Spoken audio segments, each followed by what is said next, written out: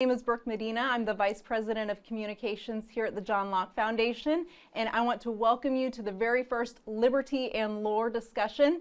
And today I have two well-known guests to our audience, and that is Stephen Kent, author of How the Force Can Fix the World, and John Hood, author of Mountain Folk. And we have a fun discussion for you today. This is something off of the beaten think tank path, but it is very much liberty focused, and it is on the deep end of liberty, but in the mystical waters of lore and magic.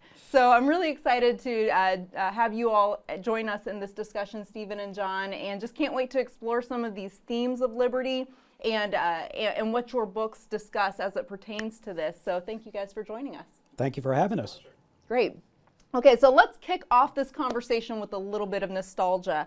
So C.S. Lewis, who is my favorite author, and if anyone follows me on Twitter or talks to me more than 5 minutes, they will know that. But once he wrote that, since it is so likely that children will meet cruel enemies, let them at least have heard of brave knights and heroic courage. Otherwise, you are making their destiny not brighter, but darker. And that's something that has certainly informed my childhood reading life. And I always was drawn to the fantastical and time travel and all of that. But I'm curious to hear from you all. What were your favorite books as a child as it pertains to this sort of genre? Who do you want to start with? John, you go first. All right. Well, I read Tolkien. I read J.R.R. Tolkien, The Hobbit and the Lord of the Rings. You mentioned Jack Lewis, who was a friend of Tolkien's, and one time they were having a conversation and complaining about the fact that their respective works, the Chronicles of Narnia and the Lord of the Rings, were sometimes ridiculed as escapist. Mm-hmm. And Lewis asked Tolkien about this, and Tolkien said, well, you know the kind of people who are fascinated with and against the idea of escape? Jailers. And his point was that providing readers with a way to escape into another world, there may be serious things happening in that world, but that form of literature was not just acceptable, but it was necessary for the human condition, and I believe that. I was so much a Tolkien fan when I was young. I mean, I played Dungeons and Dragons when it first came out. I knew all the source material, which isn't just Tolkien, but a number of other fantasy writers. And in I think it was 1977, I stood in line with my brothers to see the premiere of a movie called Star Wars, which also had a lot of effect on me as a young person. I was about 10 years old, 11 years old at the time. That's great. I can appreciate some Jack and Tolkien references, and that's wonderful. Thank you. You know, by the way, that Tolkien loved Chronicles of Narnia, and Lewis hated. Yes. Lewis loved Lord of the Rings. Mm-hmm. Tolkien hated Chronicles of Narnia. He thought it was so out of control and a big mess. Well, Tolkien was always like the big brother to Yeah. Lewis, and I guess big brothers do stuff like that sometimes. Yeah. What about you, Stephen? No, I'm absolutely glad he mentioned the Chronicles of Narnia. I think for me, the first grand fiction that I was ever introduced to was, in fact, the Chronicles of Narnia, The Lion, the Witch, and the Wardrobe. And for me, that was sort of the introduction to fantasy. I loved it. I just loved the idea of these kids crawling right through the wardrobe into another world. And facing their fears in many ways and learning to grow up sooner than they had to. That's the call to adventure. The call to adventure is usually first rejected by the hero, and then they are somehow cajoled into it. And that tends to be a case that we see happen in a lot of grand fictions. For me, after introduction to C.S. Lewis and Narnia, Star Wars was my grand myth. I picked it up in 1996 on the VHS tape cassettes for the first time, and I basically just wore those down to dust with my brother when we were living in the Raleigh, North Carolina area growing up. And for me, I think that was the story that I clung to the most, the story one about the call to adventure, but also how the road to hell is paved with good intentions, how heroes always mean well. They try to make these big decisions that they think will turn out well for the most people, but there are always consequences. And for me, in my political orientation, the way I see the world, Star Wars is exactly where that comes from. And it was really cemented by the prequel prequel era of Star Wars when George Lucas churned out episodes 1, 2, and 3 about how Darth Vader becomes Darth Vader. He was once a likable guy. But that is the case for a lot of powerful people. They all start out as rebels and eventually they all become the Empire. Why is that? And for me, that's part of my civic fiber and my favorite story. Something you said there, Stephen, really stood out to me, and we've heard this a lot, but the road to hell is paved with good intentions. And when we're thinking in terms of liberty and public policy even, it's oftentimes these good intentions that can so often get us into trouble. And so we have to be oriented to some higher values that serve as these North Stars. And so actually, both of your books cover liberty in both overt and covert ways. And so a discussion on liberty, though, whether it's in like the fantasy / historical world of mountain folk or the actual life lessons that we can learn from Star Wars, it hangs on this assumption of values and virtues.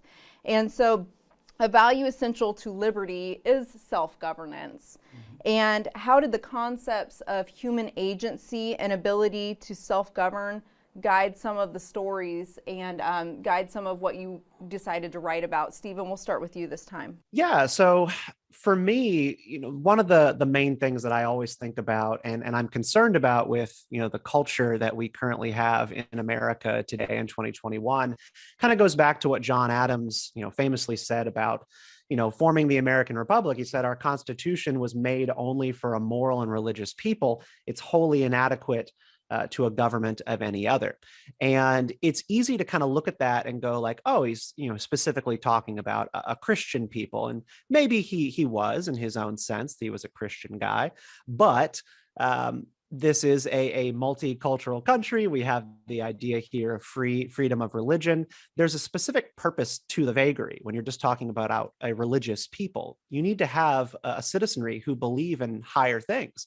Because if you don't believe in higher things, sort of a fate or destiny prescribed by higher powers, a sense of redemption and purpose that comes from somewhere beyond common men of this earth, then you are eventually going to end up worshiping men. You're going to make idols to false gods, and you're going to simply follow the whims of government down whatever sort of rabbit hole they want to take you down. And so I wanted to write my book, How the Force Can Fix the World, to zero in on a modern myth with incredible power and relevance, where if you were to derive a moral compass and a way to see the world, you could do a lot worse than Star Wars. I would like people to go to church, but absent a magic wand to make that happen for more people, I would be very happy with more people sitting down with the Star Wars trilogies to kind of get a sense of why it's good to have hope, why it's good to believe in the human beneath the mask of your enemies, and why it is good to believe in moral choice and agency rather than determinism, sort of an absence of free will. These are all sort of baked into the fiber of Star Wars and very much my book as well. Thank you. Yes, that question about free will and determinism, a fate, are you fated to be a certain kind of person, or events fated to happen, is also an important part of mountain folk. So if you think about not just fantasy, but more generally speculative fiction, folklore, science fiction, legend, and myth, really a lot of our lessons as we grow up are learned. And today, if you think about people who lived in the 20th and 21st century, probably way more people learned about totalitarianism by reading 1984 or Animal Farm than by reading a textbook. And far more people learned about the temptations of power and the dangers of thinking you can use something powerful, like big government, to accomplish good ends, because it will always corrupt you. That's what The Lord of the Rings is about. The Ring of Power is a symbol of abuse of power. Star Wars is the same way. The dark side, is it stronger? No, but it's faster. It's more seductive, right? So the idea here in Mountain Folk is taken in part from folklore. I have a mixture of fantasy elements and historical elements. If you read this book and you didn't know very much about the American Revolution, you'll know a lot more about it, particularly the parts that of the Revolutionary War that didn't happen in the Northeast, that happened in the frontier, that happened in the southern colonies, in the Carolinas, in the Kentucky country of Virginia. So there's a lot of history in here that I hope people will walk away from inspired by George Washington, Daniel Boone, people like that, our characters. But then there's also folklore and fantasy elements. And I didn't invent them for the most part. Some of the characters are new, but all the ideas about fairies and elves and dwarves and monsters and all that are taken from folklore, even European folklore or African American folklore or Native American folklore. And the folklore characters are designed, you know, we usually think about stories like this, well, those are going to be the protagonists. And the magical creatures will be, in a sense, sort of the good guys, or they will be the, well, it's not quite what Mountain Folk is about. There are protagonists who are fairies, who are elves and so forth, dwarves and things like that. But what this is really about is what is the nature of human choice, and what should be the guiding principles and values of a society that respects people's dignity and respects people's freedom. There's a lot of comments from the various non-human forces that are trying to help the British suppress the American Revolution that have things to do with, well, these revolutionaries they're breaking from tradition. They're not following their orders. They're not doing what they're supposed to do. They need to be governed. They're like unruly children. And some of these quotes I actually lifted from historical documents. They may be said by a sylph lord.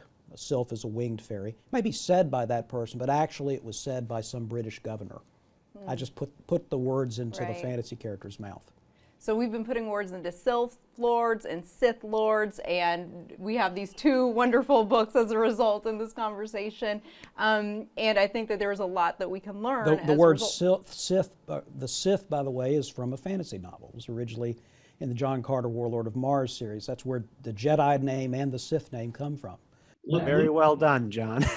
He would know that. Lucas was a I'm really glad we're talking a little bit about choice here, you know, John, because like the whole idea, and you hear this a lot in our political discourse today, and this is why I view, you know, fantasy, the realm of fantasy, as not one of escapism in any sense at all. Is, you know, we're having this great national debate, sort of been ongoing, right, about whether or not people can realize their full potential based on where they come from, what zip code they live in, whether or not they come from a wealthy family or a poor family, the color of their skin. And we used to sort of have this idea, particularly in the post-civil rights era, that everyone could rise and achieve, you know, based on the content of their character. And we're now back to a point again where various political factions are trying to push us towards the idea that you don't have opportunity just based on where you come from.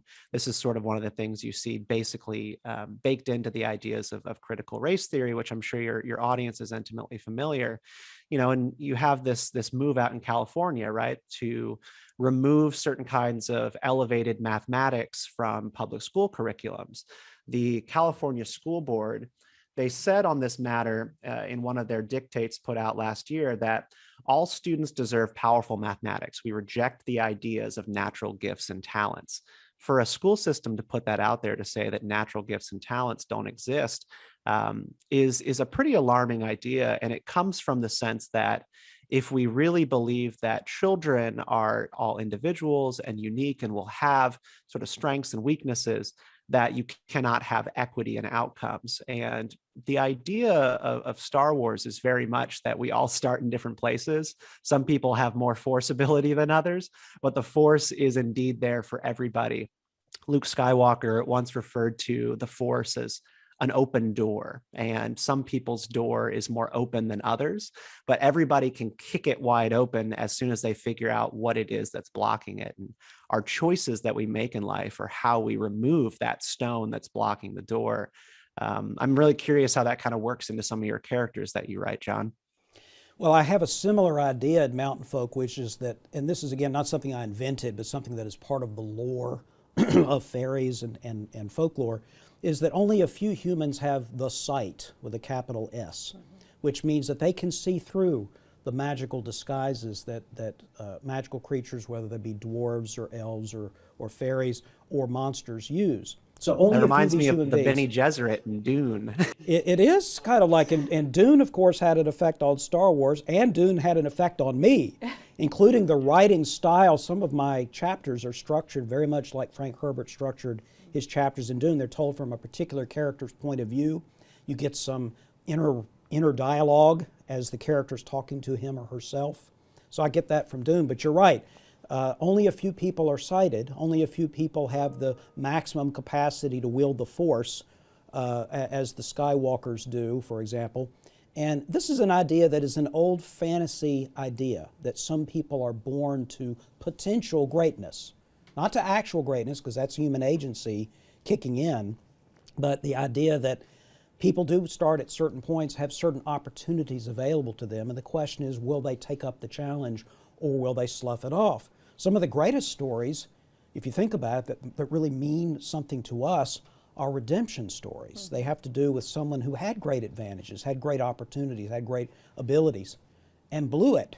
Mm-hmm. And some of them never come back, and some of them do. Of course, to belabor the point, Star Wars is in many ways, the way I read it, it is the most powerful parts of it are a redemption story. Yeah. In my view, it's not Luke Skywalker's story, it's Anakin Skywalker's story. Mm-hmm. He's the one that ultimately destroys the Emperor in a moment of redemption earned by love. And lots of our stories, the Chronicles of Narnia, Mountain Folk is absolutely about a redemption story for certain kinds of characters. The next novel in the series, in my series, the Folklore cycle, comes out in April, and it's called Forest Folk. The next book after that's Water Folk. I think you maybe sense a pattern, but in Forest Folk in particular, there's a lot of reference to redemption. And redemption is such an important idea, not just in the hero's journey, which is a certain kind of way to tell a fantasy or science fiction story, but all kinds of stories. There has to be peril. There has to be the possibility that things can go wrong, because that's what human beings are really like. That's what human civilization is really like. And by the way, to take it back to your point, that's what freedom is about. Freedom is about allowing people to make choices. Some of those choices will be bad. We are flawed creatures. We are prone to giving in to temptations. That's who we are. That's what our literature should tell us about. That's why we have social structures around us to help us make the right decisions. Yep. And if you think about Lord of the Rings, and the story, Lord, you have this powerful ring, and almost everyone who deals with the ring is tempted to evil and gives in, including Frodo, by the way. And the only person who bears the ring who is not defeated by it is Samwise Gamgee, just the simple gardener. Mm-hmm. And that's really what Tolkien was trying to say. This is not necessarily about the prince, the great hero with the sword. Sometimes moral tests come to the least of us, to a gardener who works with his hands and isn't very sophisticated, and isn't a brave warrior or anything like that, but he's brave enough to handle power and not abuse it, and that's rare. Yeah, well, and that is something that I'm so drawn to in fiction in general, in fantasy in particular, but oftentimes it is this unassuming sort of nature of human beings. It's not the powerful. It's not the ones that we would oftentimes see walk the red carpet. But it's those people that are doing the ordinary, everyday work that of loving their families well, taking care of investing in their communities. And I think it's just a powerful, powerful reminder. But something you touched on, John and Stephen, is this concept of redemption and how powerful and important that is. And that's actually a very nice segue into this theme of hope. And both of you address it. Stephen, you actually have a chapter on it. And John, it is woven throughout your stories as well. And we're entering this holiday season right now. And there has been an incredible time of turmoil and upheaval, uncertainty. I know every period of history can attest to that, but this has certainly been a couple of years for us like that. And so let's explore that a little bit. Stephen, first off, why did you decide to actually even directly take on that topic of hope? Well, because I don't see a lot of it right now in our political discourse or culture. I think that the energy right now in the political right and the political left is very much in the stage of cynicism and disbelief that things can work out and that things are going to have to be torn down and rebuilt. You see it on display in the great summer of love of summer 2020 with, these Black Lives Matter and also sort of Antifa tinged, riots or protests turning straightly into riots and acts of political violence. You see young people, particularly on the left, sort of indulging in the idea of radical socialism. And it's not for no reason. It's because they believe that at the core foundation of the country is a thing that cannot be saved, that cannot be worked with. Somehow Martin Luther King and Frederick Douglass worked with it, but they can't, And it comes from a place of not believing, one, in an inherent goodness of who we are as a people, but that we cannot be good without radical reforms. You see this on the political right as well. I very much feel that what happened on Jan 6 was a act of despair. You could call it a lot of different things, but that's something that people do when they've given up on a normal process of dealing with political affairs. When you no longer believe in the effectiveness of the ballot box, you have to take matters into your own hands. And that's very much tied to hope. And, in Star Wars, the rebellion was not a united front. There were different sorts of factions within the rebellion that wanted to deal with the Empire in different ways. But it's not enough to realize that your enemy is bad. It matters how you're going to rally people to your cause and what you're going to build. And my favorite story that Star Wars has told as of late was Star Wars Rogue One. And this was the movie that revealed that there was another rebel leader in addition to Leia and Mon Mothma, the woman in all white, named Saw Gerrera. And he was a political radical. He was the Antifa of Star Wars. He knew that the fascists of the Empire were bad, but he had no good ideas for what to build after they were gone. And it made him a violent person, a person full of despair and who would do immoral things to deal with the Empire. And these are the choices that we have as well, is what are we trying to build? And do we believe that there is a tomorrow worth fighting for? That's such an important point. First of all, that Rogue One is the best of the story, which it absolutely is, in my view, my favorite movie of the series. But this idea of hope is the flip side of there must be peril. And the reason there must be peril is because whether it's a child reading a fantasy book or all of us reading fantasy books, which we should for our whole lives, I think it was Lewis who argued that he writes books for the child in all of us at all times. But anyway, the reason why stories have to have not just heroes but monsters is because that reflects what human life really is about. It's tough, it's hard. You have to make choices. You will make bad choices. You will make bad choices even though you meant to make good choices. You will make the best choice you possibly could at the time and it still won't turn out right. And if you don't accept that the world is full of real or metaphorical monsters, then you can't accept the possibility that you can triumph over them. As Stephen was talking about, January 6th, or even the Summer of Love 2020, a lot of this really was a sort of a life is hard and that's not fair. I didn't get what I wanted and I'm going to riot or whatever. Well, what people need to read stories about or watch stories about is life is very difficult. It seems impossible you could ever slay the dragon. You could ever overcome the Empire. In the case of Mountain Folk, there are several characters that have to make a very tough choice. If I'm going to do what I think is right, I have to abandon my family, my sister, my father, my home. I'll never be able to go home again. These seem like bleak moments, and they are bleak moments, and they still can turn out good in the end. You have to have a story like that constantly refreshing your sense of hope. You don't refresh people's sense of hope and personal agency by telling them endlessly how easy it is to jump over 6-inch hurdles. That doesn't build anybody's character. As John Adams said, you do need a virtuous society to be a free society. That's based on character. Virtue's built sort of like muscle by struggling against something really heavy. And John, may I add something to that? Sure, go ahead. There's a quote that I love by the writer G.K. Chesterton. And the line goes, fairy tales do not give the child his first idea of the bogey, meaning like the boogeyman.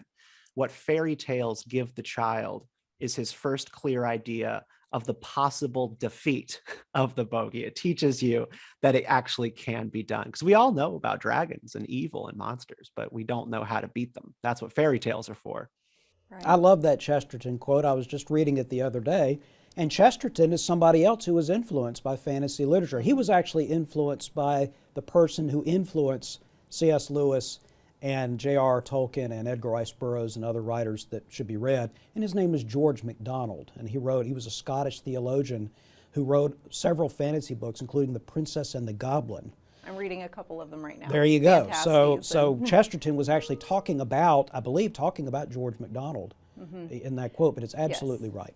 Yeah, well, and We need better history, right? Like understanding history gives people in the modern day a sense that impossible things can be done. Like I mentioned, Frederick Douglass and Martin Luther King. Like we really need a better understanding of history in our public schools to give kids a sense that like the changes you want to make, the tools are there. They are in our founding documents. So many people have used them to revolutionize and advance human freedom. What makes you think that you can't do this as well with the tools you've been given? It's a tragedy. And that's one of our big challenges that we're going to have to face as a people who believe in stories and also in freedom. yeah, well, and what this, what we have seen transpire over the past couple of years is certainly a dearth of history, but that dearth of historical knowledge, has led to this sense of despair, and so that's why I think that the themes of hope that both of you have woven into your stories is so essential, and it is essential to the message of liberty, because if you do not believe that things can get better, if you don't understand how to grapple with reality as it is and know that there can be that good can actually win, there is oftentimes you feel a sense of being backed into a corner, and that does cause us to behave in irrational ways, or ways that actually deprive others of the dignity that is due them. And that is another topic that I think both of you have deftly tackled in your books, and that has to do with there are different species in the books that both of you all discuss. We focus so much though on our differences, and we should, I would say, celebrate the diversity of the United States. I love that we have such a rich history of immigration and welcoming the tired and the weary and those that have been seeking religious or political asylum. And yet so often, if we don't have a hope for a better future, the inclination is to be fearful and suspicious. And so I would love for you guys, starting with you, John, to speak a little bit about that, because you talk about the faeries and the humans and just some of the tensions there. Yeah, I should explain. When I use the term fairy, I'm using it in a sort of an old-fashioned sense to include all sorts of wee folk, from elves and dwarves and the gnomes. other spelling of fairy, F-A-E. It can be. It doesn't really matter. But when I talk about the dwarfs of the Shenandoah Valley, or the elves of Georgia, or the gnomes of New York, or the sprites of Boston, what I'm actually doing here is the immigrant experience. These are cultures that have immigrated. These are fairy nations that have immigrated from Europe, and I actually depict in one of the chapters the squabbling dwarf lords of Germany arguing about how they're running out of resources and they're constantly at war, and the queen suggests that they create an American colony. And then the immigrant experience is part of what I'm talking about here. What does it mean to be an American? It isn't so much where you're born. It obviously is not your color. It's something else. It's some kind of shared sense of the culture and the structure and the freedoms that we enjoy as Americans. Part of what it means to be an American is to make difficult choices, to disagree. Some of the book is actually happening within the Cherokee Nation. I have Cherokee fairies, Cherokee monsters, and part of that is to illustrate the struggles that they had during the Revolution. There's some historical content I hope people learn. They will even learn what seeds the women crushed to make the basket colors, just because I'm just that nerdy. But the other thing that I'm trying to do there is to suggest you are faced with a monster. This could be Star Wars, it could be Lord of the Rings, whatever. You're faced with a monster.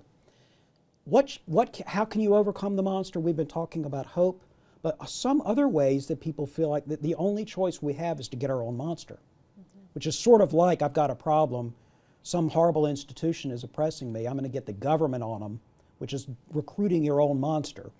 as opposed to overcoming it yourself. That's part of what we explore here is different cultures having different traditions, including different folklore traditions and monsters, which I enjoyed very much, putting Cherokee monsters in the story and monsters from the Nordic countries and German weird dragon / lion creatures and things like that, where they were a lot of fun.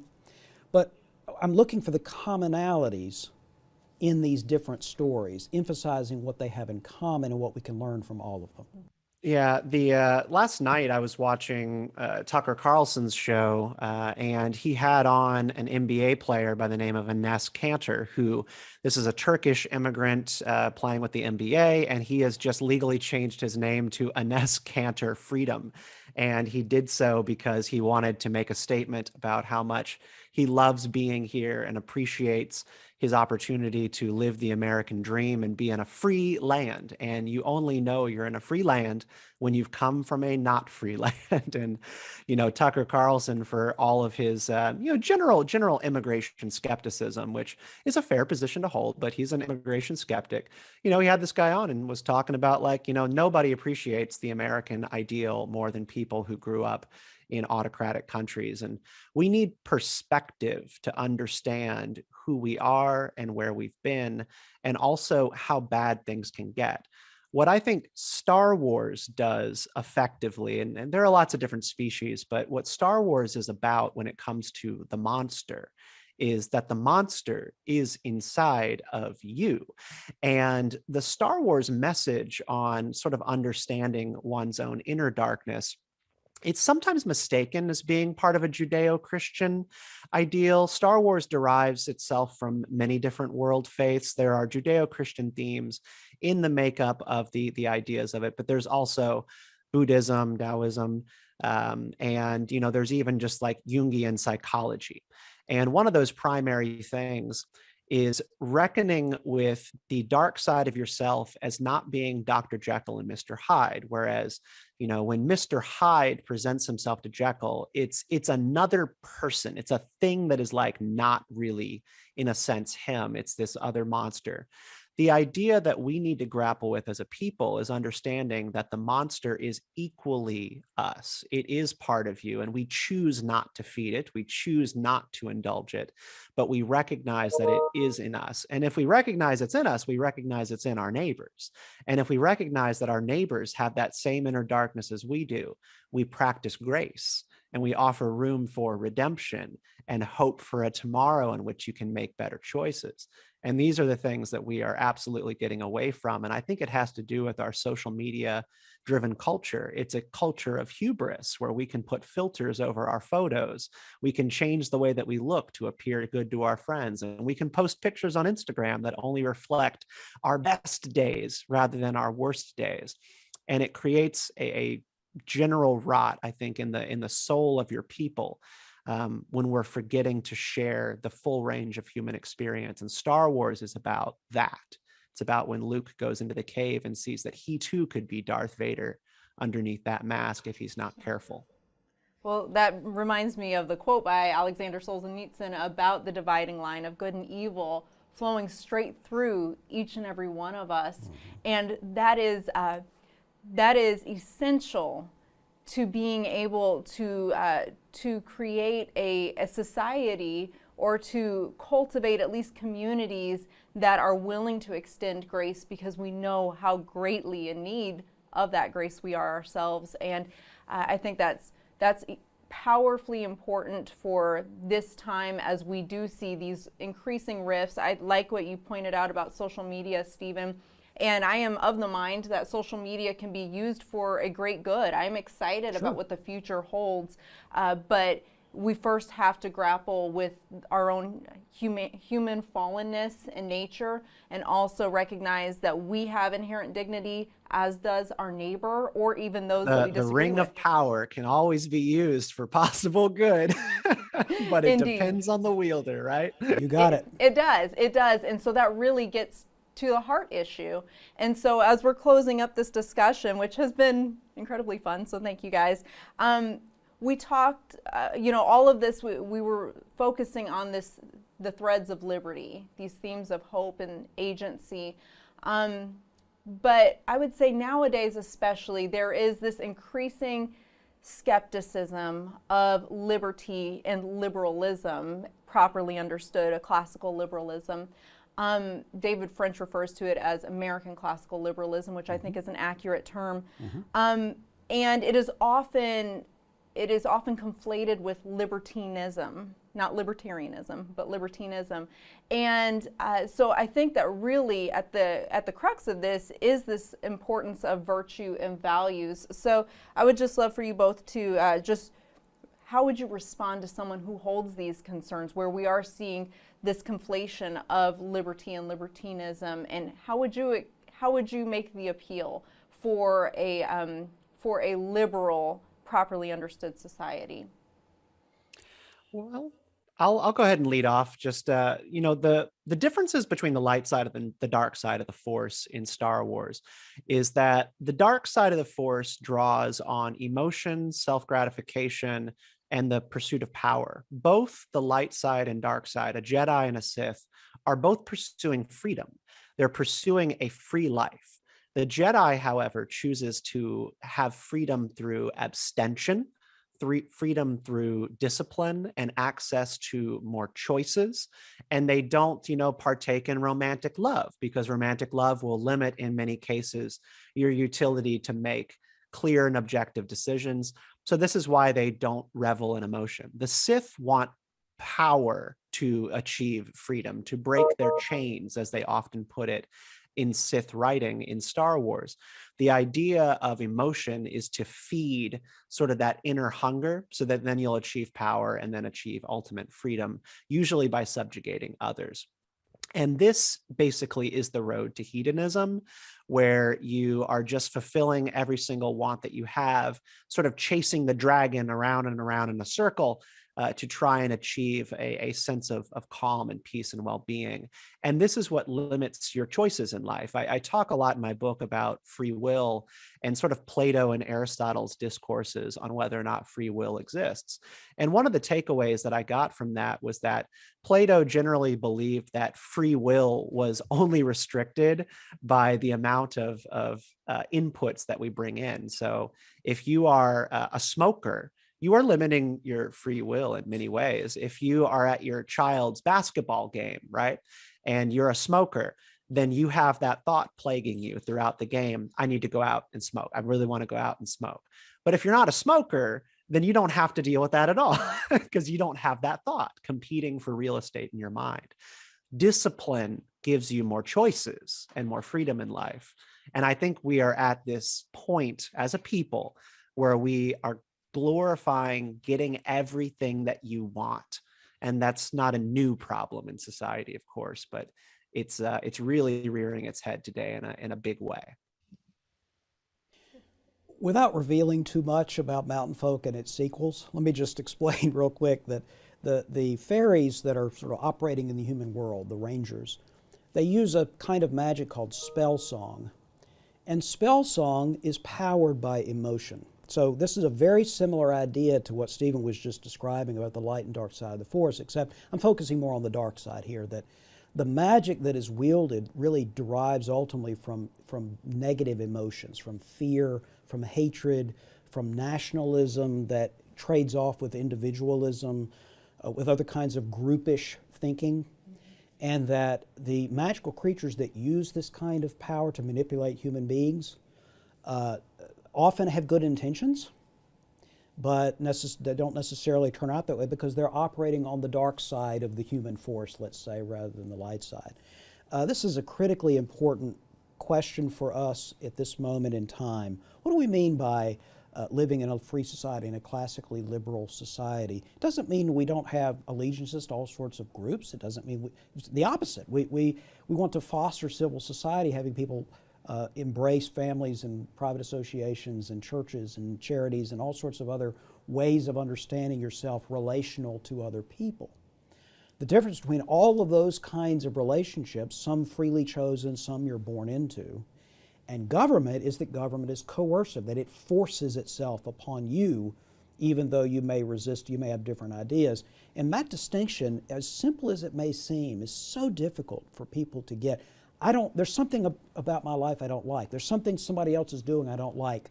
There ought to be a law, is a different statement from somebody should do something, which is an entirely rational and human thing to do. Somebody is in trouble, we ought to help them, is right. Someone is in trouble, there ought to be a law, there ought to be a government program, is a different and obviously more problematic answer. And so much of our disputes between classical liberals, American conservatives are just, what we're conserving is classical liberalism. So that's what makes us different from European conservatives or Asian conservatives. We are classical liberals. When we're responding to either the populist reaction or the progressive reaction, we have to make it clear that we are not arguing that that human beings lack challenges. They always have them. We're not arguing there aren't horrible injustices that need to be addressed. We're talking about means. And we're saying the means are so important that, contrary to popular belief, the ends don't justify the means. Mm-hmm. The means justify the ends. That's what the American system, the American experiment is really all about, is that the process matters. The choice of tools matter. If you want to save the world, fine. Just don't put on the ring of power, because you think you will save the world and you will actually destroy it. Mm. Powerful lessons. I keep using that word because I really do sense that story in what you guys have delved into most comprehensively and strategically, I would say as well, in your books. Really examines that the story can change perspectives in a way oftentimes that just a straight white paper sermon or whatnot has a hard time doing. And so I'm appreciative that you all have taken this on, because I know this has not been easy for either of you. This is certainly a lot of labor and I'm sure a lot of passion that has been put into this. So thank you both gentlemen for joining us today. So you can find Mountain Folk and How the Force Can Fix the World on Amazon, Barnes & Noble, all the places. Google it, DuckDuckGo it, whatever you want to do. But we hope you all will take a look at these books and consider them in your Christmas shopping as well. So thank you guys for joining us. Thank you. May the Force be with you.